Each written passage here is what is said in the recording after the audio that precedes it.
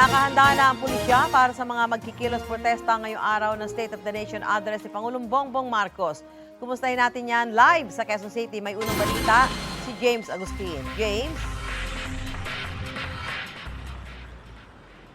Susan, good morning. Kadarating lamang dito sa bahaging ito ng Commonwealth Avenue na sakop ng Barangay Old Balara, Quezon City nung ilang miyembro po ng Bayang Southern Tagalog kung saan sila magsasagawa ngayong umaga ng kanilang programa na tinatawag nila na State of the Region Address o SORA. Pero ilang metro lamang yung layo nito, Susan, mula doon sa Diliman Doctors Hospital kung saan kanina madaling araw pa lamang ay nakahanay na at nakapwesto ang mga pulis. Mahigit 2,000 pulis ang nakadeploy doon sa lugar.